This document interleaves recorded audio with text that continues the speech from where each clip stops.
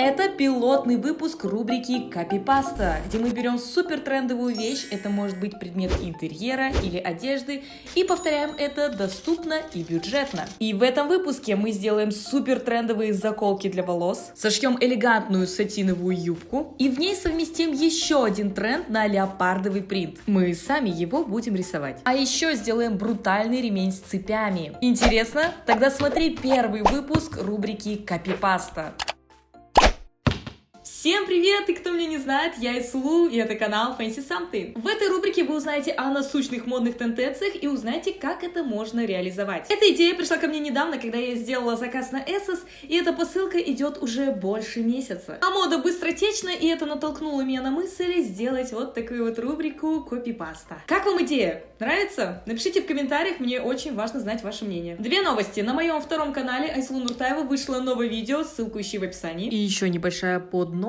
В моем инстаграм Fancy Something вы найдете бонусное видео. И вторая новость. У меня вышла книга, которая называется Loft Project. Как превратить свой дом в источник вдохновения. Посмотрите, как она блестит. В этой книге собраны эксклюзивные DIY, которых нет на моем канале. Знаете, когда я еще не создавала свой канал, меня очень сильно вдохновляли какие-то картинки, книги, предметы. И я помню, когда смотрела какие-то DIY мастер-классы, просто безумно сильно вдохновлялась, и именно это и натолкнуло меня создать этот канал. И я очень рада, что мы вернулись к тому, с чего начинали, с истоков. И у меня вышла книга, в которой я делюсь идеями, как можно оформлять свой дом, делать его стильным, уютным, очень много скандинавского декора, здесь есть и стиль лофт. В общем, полезные и вдохновляющие предметы для дома, ну и, конечно, сама книга с иллюстрациями, которые я делала сама. И я не могу поверить в то, что эта книга стоит на книжных полках в магазинах, таких как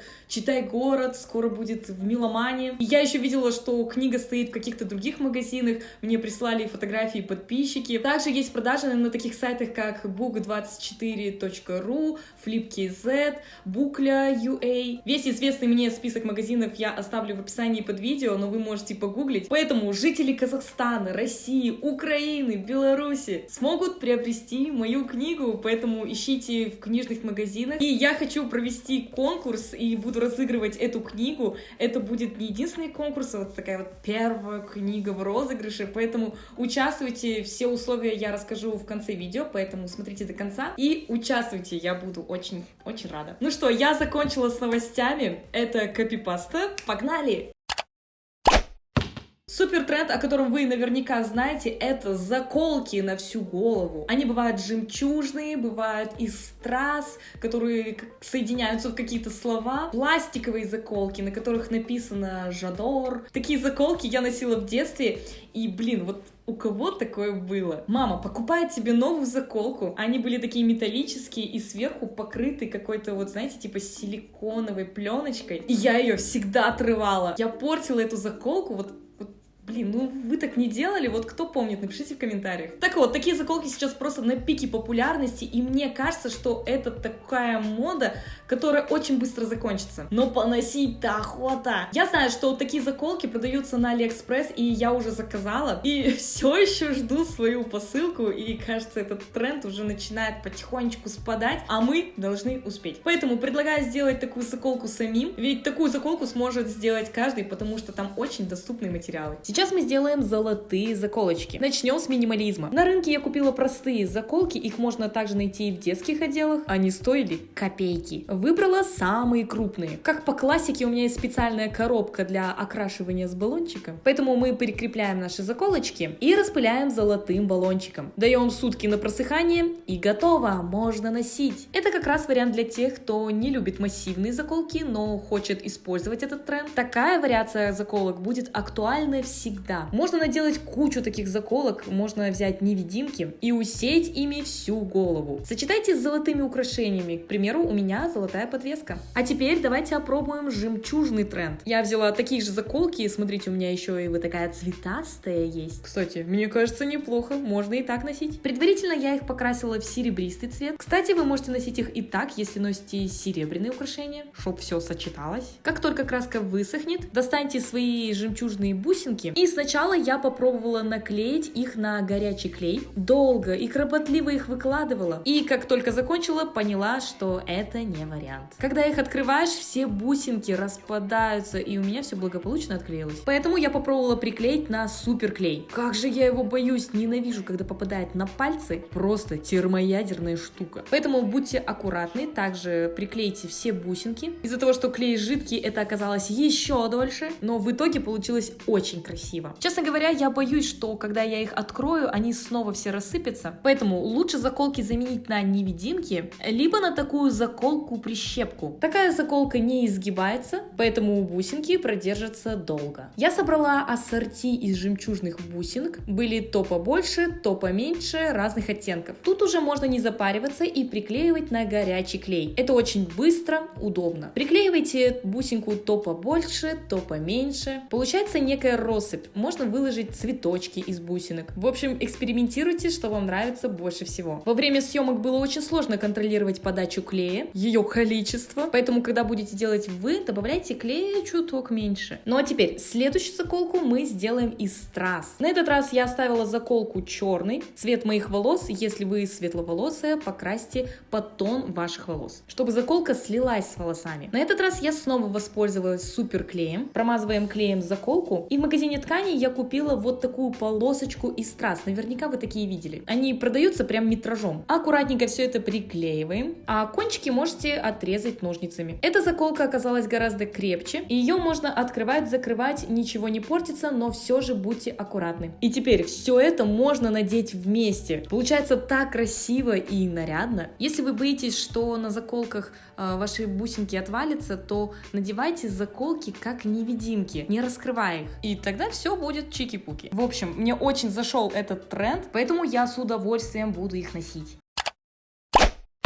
Небольшая предыстория. Я очень долго искала себе сатиновую леопардовую юбку. Именно два вот этих сочетания в одном, вы понимаете, да, это навлекает на себя большие сложности в поиске. Здесь будут представлены фотографии меня в примерочных, где я вот видела леопардовую юбку и сразу же мерила, и они были просто отвратительными. То цвет слишком рыжий, то леопард слишком мелкий, слишком крупный. Поэтому догадайтесь, что я решила сделать: сшить юбку самой. Плюс мы сами нарисуем леопардовый принт. Ну что, погнали, давайте сначала сошьем сатиновую юбку. В магазине я купила ткань нужного оттенка, это искусственный шелк. В магазинах очень много разновидностей искусственного шелка. При выборе подбирайте легкие ткани, при этом чтобы они не просвечивались, но были достаточно легкими и развивались на ветру. Для построения юбки вы можете снять свои мерки обхвата талии, обхвата бедер. Надеюсь, вы знаете, как снимать свои мерки. Либо возьмите из своего гардероба юбку, которая хорошо на вас сидит, который не давит в талии, и желательно трапециевидную, либо юбку-карандаш. Трапециевидная — это такая А-силуэт, вот как на мне. Кроить будем по косой. Мне всегда было интересно, в чем разница? Зачем кроить по косой? Так, ткани же уходит гораздо больше. Но я поняла, что разница есть. Сейчас покажу наглядно. Когда вы просто прикладываете ткань на себя, вот так вот ровненько, она стоит на вас колом. Видите? Нет никакой складочки. Вы будто сатиновая труба. А если приложить ткань по косой,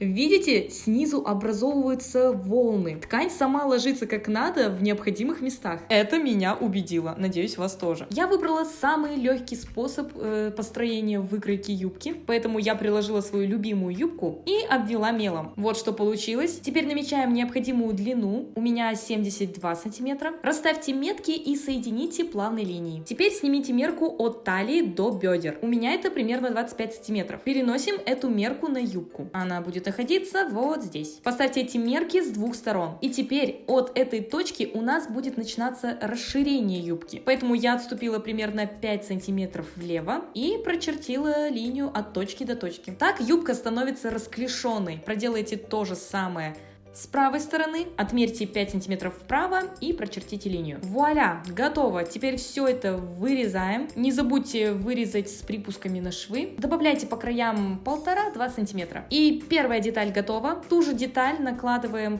по косой с другой стороны угла тканей. Закалите булавками для удобства, потому что когда вы шьете по косой, все начинает растягиваться, расползаться, а нам этого не нужно. И вырежьте вторую деталь, точно такую же. Ну вот и все, две детали, перед и зад готовы. Я не хочу делать вот такой пояс на юбке. Мне нужно, чтобы юбка была без пояса, вот такого вида. Поэтому нам нужно выкроить обтачку. Это что-то типа подклада, которое уйдет вовнутрь юбки и создаст красивый сгиб на талии. Поэтому приложите вырезанную деталь юбки и продублируйте ее вверх, талию и часть боков. Ширину обтачки я решила сделать пошире, примерно 16 сантиметров. Я хочу, чтобы она также выполняла функцию корректировки фигуры, немного утягивала, но об этом попозже. Вырежьте обтачку, нам нужно таких 2 штуки. И теперь каждую деталь нужно продублеринить. Таким образом, обтачка будет уплотнена. И получается, когда вы будете надевать юбку, ваш подклад, а точнее обтачка, будет придерживать ваш животик, и сатиновая юбка не будет показывать ваших недостатков. Соедините 2 детали обтачки лицевой стороной друг к другу и прошейте с одной стороны. Вот что у вас должно получиться. Теперь берем детали юбки и складываем их друг с другом лицевой стороне друг к другу. И тоже прошейте только один боковой край. Готово. Теперь с другого боку пришиваем потайную молнию. Если вы не знаете, как пришивать потайную молнию, в описании под видео я оставлю ссылку на источник, где все подробно описано. Кстати, молния длиной 25 сантиметров. Вот и все, молния пришита, и все боковые швы закрыты. Выворачиваем юбку на лицевую сторону. Теперь прикладываем нашу обтачку дублерином кверху и соедините боковые швы, закалите булавкой. Мы закололи булавками весь верх юбки и теперь прошиваем по кругу вокруг юбки. В месте, где молния, сшиваем обтачку и край по этой стороне. Получается, молния окажется внутри обтачки. Видите, что у нас получилось? Вот такие швы по краю. Теперь выворачиваем все это дело, вытаскиваем уголки. И вот что у нас получилось. Давайте все проутюжим, чтобы стало видно. И вуаля, наша юбочка практически готова. Смотрите, как все аккуратно выглядит. Внутри атлас очень крепкий за счет дублерина. Будет немного поддерживать вашу фигуру. А то, знаете ли, блестящие ткани очень коварные, когда тонкие. Не забудьте про низ. Его нужно обработать. Просто сложите край в 2 раза и прострочите по краю. Для удобства вы можете все заколоть и проутюжить. Тогда строчка будет ложиться идеально. Полностью проутюжьте изделие по всем краям и швам. И наша сатиновая юбка готова.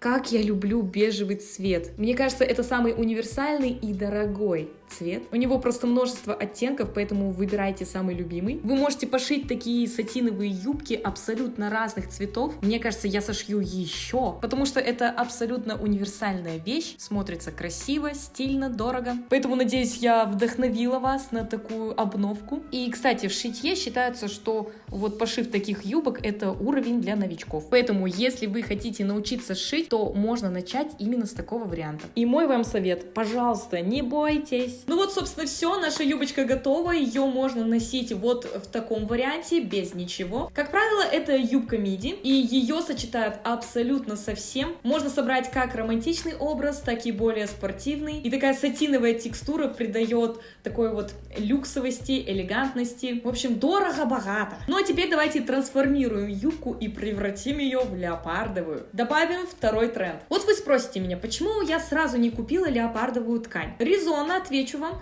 Я зашла в магазин тканей, и там была леопардовая атласная ткань, но там либо леопардовый принт вот таких размеров. Но я еще встречала такой вид ткани, на который и леопард, и тигр пошел, и сбоку цветы. Просто отвратительная безвкусица. Что навлекло меня на мысль сделать принт самим? Это же просто гениально, мне кажется. Можно нарисовать любой размер, который хочется. Можно сделать леопард на красной юбке, на синей. Вообще, вот на что у вас хватит фантазии. Поэтому на заметку можно сделать принт на ткани самим. В Инстаграм я уже спрашивала, из чего можно сделать принт: с помощью батика или с помощью акриловой краски по ткани. Но так как у меня не натуральная шелковая ткань, батик не схватился на ней, мне кажется, причина в этом. А схватилась именно акриловая краска по ткани. Поэтому в юбку вденьте пакет, чтобы ничего не отпечатывалось. Обожаю пакеты от химчистки, они такие гигантские, постоянно пригождаются мне в хозяйстве. Достаем черную акриловую красочку и начинаем рисовать леопардовый принт. Мне очень нравится этот способ, потому что леопардовый принт — это самый простой вариант нанесения принта на ткань. Он несложный, разнообразный, поэтому такой леопардовый принт сможет нарисовать любой. Главное, чередуйте пятнышки поменьше, то побольше. Немного смешивайте краску с водой, чтобы она не ложилась слишком густо, иначе краска будет слишком сильно блестеть и будет выделяться. А с небольшим количеством воды краска пропитывается в ткань и становится матовой. Этот принт я рисовала с двух сторон в течение примерно 2 часов, и это было достаточно приятно. Рисовать, смотреть любимый сериальчик и пить чаек. Оставьте юбку высыхать на 24 часа, затем ее нужно тщательно проутюжить через ХБ-ткань, и все, юбку можно носить. От такого принта юбка не потеряла блеск, стала немножечко плотнее, но выглядит просто шикардосно. Это та самая юбка, о которой я мечтала. Представляете глаза тех людей, которым вы скажете, что эту юбку вы сшили сами, принт сделали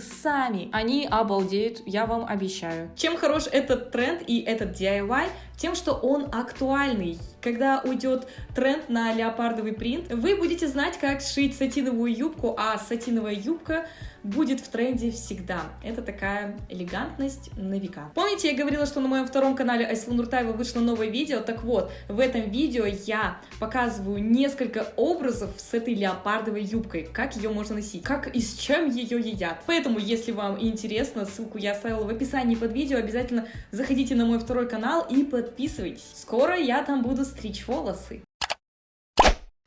Следующий тренд, который я заметила, это массивные брутальные ремни. Такие, знаете, все в заклепках, в цепях. Мне очень нравится этот тренд, потому что он претендует на постоянство. Это такая классика уже своего рода. Поэтому я думаю, мы просто обязаны повторить этот тренд. Плюс он делается очень просто. У меня есть вот такой простой ремень, достаточно широкий, заметьте. Такие ремни вы, кстати, можете купить в мужском отделе. Он стоил очень дешево, просто неприлично дешево. Давайте для пущего эффекта я вам продемонстрирую на себе, насколько он выглядит скучно. Достаточно? Достаточно? Ладно, приступаем к работе. Начнем с той стороны, где у вас дырочки на ремне. Нам понадобятся вот такие заклепки. Они с маленькими зубчиками. И теперь протыкаем этой заклепкой ремень. Для удобства возьмите резиновый молоточек, либо в моем случае это ножницы. В общем, чем-нибудь тяжеленьким постучите. Эти заклепки нам нужно выложить в 2 ряда. И делайте небольшое расстояние между парами. От того, что я прибивала металлическими ножницами, заклепки стали немного плоскими. Но, кстати, мне так нравится гораздо больше. Теперь переверните ремень и те самые заострения, которые проткнулись насквозь, загните чем-нибудь металлическим. Ну все, теперь эти заклепки здесь на века. Кстати, если у вас есть специальный пробивной аппарат для люверсов, можно наштамповать люверсов. Очень будет круто. Если у вас очень много заклепок, то сделайте их по всей длине ремня. Но у меня их было немного, поэтому я сделала в начале и в конце. И вот что у меня получилось. Выглядит красиво. Теперь мне понадобится небольшой кусочек кожи. Это может быть натуральная кожа или искусственная. Нужна небольшая полосочка шириной 3-2 сантиметра. Я откопала вот такое металлическое кольцо. Один край кожи заверните вот таким образом, а второй край кожи приложите внахлёст. Этот нахлёст должен быть шире ширины ремня. Затем берем одну заклепку и продеваем ее навсквозь. Также загните края для надежности. И вуаля, эту штуку можно вдеть в ремень. Знаете ли, сейчас так очень модно. Я сделала таких 2 штуки. В магазине также продаются медражом цепочки. Я выбрала самую красивую. Соедините цепь с кольцом. Для этого вам понадобятся плоскогубцы. В общем, соедините звенья. А на второй край цепочки я решила прицепить что-то типа карабина. Свой я надыбала от брелка помпона. Поэтому поищите в доме, где у вас есть такие штуки. Соединяем цепочку с карабином, замыкаем звенья и готово! Ее можно прицепить к кольцу, и это будет такой дополнительный декор. Такой ремень можно сочетать с чем угодно, вот зуб вам даю. Можно надеть его поверх пиджака. Кто подписан на мой инстаграм, знает, что этот розовый пиджак мне достался от мамы. У него такие большие плечи, в общем, я его просто обожаю, и с этим ремнем он смотрится супер стильно. Здесь акцент на талии и с черными брутальными джинсами смотрится круто. круто. Еще такой ремень можно сочетать с брюками. У меня вот такие клетчатые брюки от костюма. Даже если там нет петелек под ремень, можно надеть ремень прям поверх. С такими ботинками Combat Boots смотрится особенно стильно. В общем, круто сочетается, мне прям очень нравится. Напишите в комментариях, какой вариант вам понравился больше всего, с пиджаком или с брюками.